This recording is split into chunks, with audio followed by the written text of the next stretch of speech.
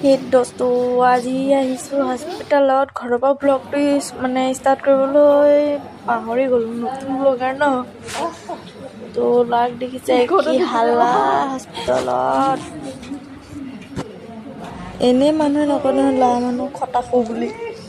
ইয়াক দেখি পেলাই গম পাইছোঁ কথাটো যে সঁচা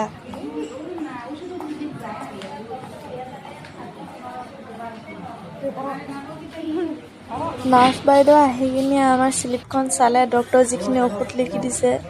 তো চেলাইন দিব লগা আছিলে মোৰ তো চেলাইন টেলাইন দিছে ইয়াত আহিছে পোৱালি কি চিঞৰ না না ভিডিও কৰতেছি দেখাবো পৰে দেছিলা স্যাৰ তুই বাপাৰে দেখামো তুই এদিকে আইনি কেমনে কৰতেছ শুলা আবাৰ কান্দে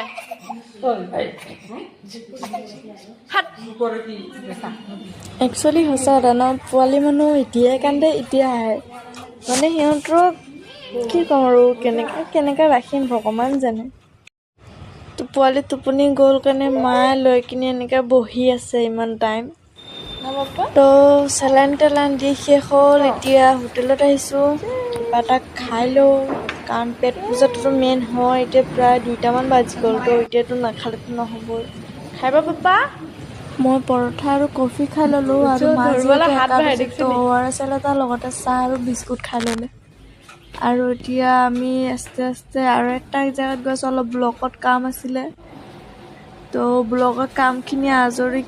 কৰি কিনে এতিয়া গৈ আছোঁ ঘৰলৈ যাওঁতে আকৌ বেংকতো ৰাস্তাতে এটা কাম ওলালে তো বেংকৰ কামখিনিও নিপটাই কৰি ঘৰৰ ফালে ৰাওনা দিলোঁ তো আজিকালি টাটা বাই বাই গাইজ চেনেলটো ছাবস্ক্ৰাইব কৰি দিব লগতে ফ'ল' কৰি দিব